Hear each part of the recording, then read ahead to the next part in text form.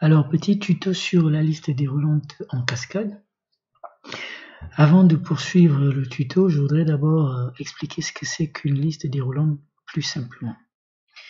Alors, il arrive souvent qu'on ait, par exemple, ce genre de petit tableau à remplir.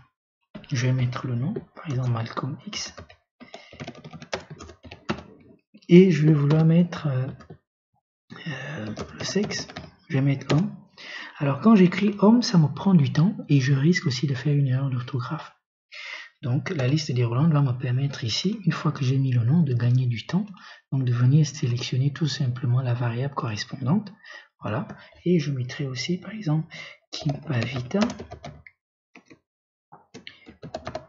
Voilà.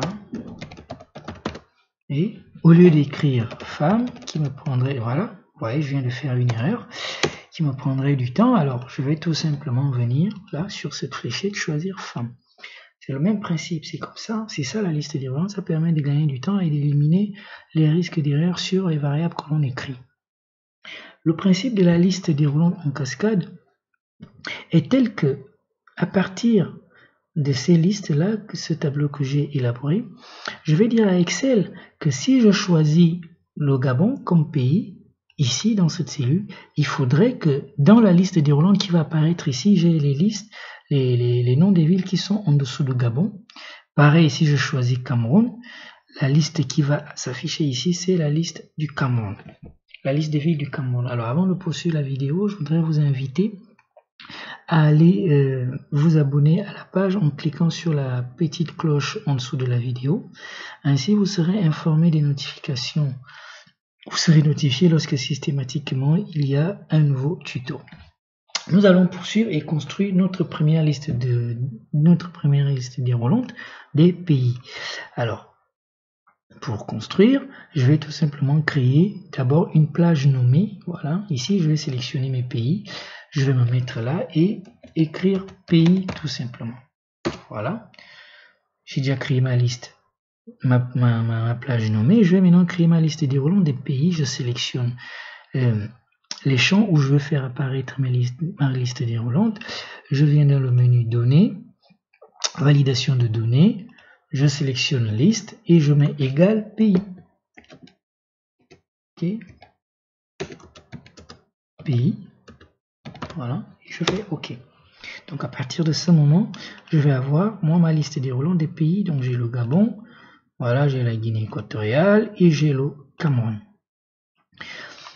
La liste déroulante en cascade que nous allons maintenant insérer ici donc consiste, comme je le rappelais précédemment, de dire à Excel que si je choisis le Gabon, affiche-moi les villes du Gabon qui apparaissent ici.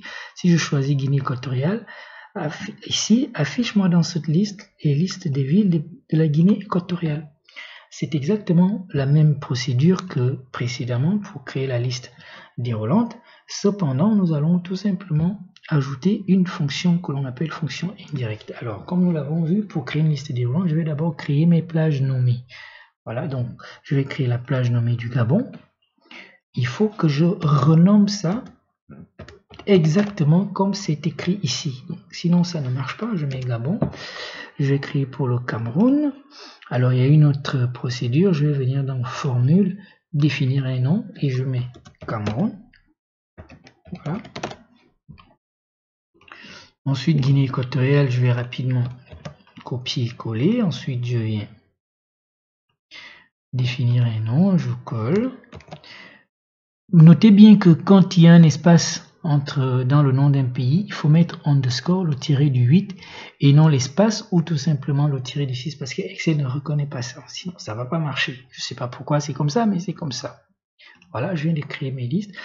La suite, alors, pour créer ma liste déroulante en cascade ici, pour les villes, je vais donc choisir, sélectionner mes cellules, revenir dans Données, validation de données, liste. Et là, je vais d'abord mettre ma fonction qui est la fonction indirecte. Voilà. J'ouvre la parenthèse pour accueillir la cellule du pays. Donc le Gabon, là c'est le Gabon, mais c'est pas le Gabon, c'est la cellule que je vais mettre. Je vais d'abord désactiver les $. Voilà, je ferme la parenthèse et je fais OK. À partir de ce moment, si je...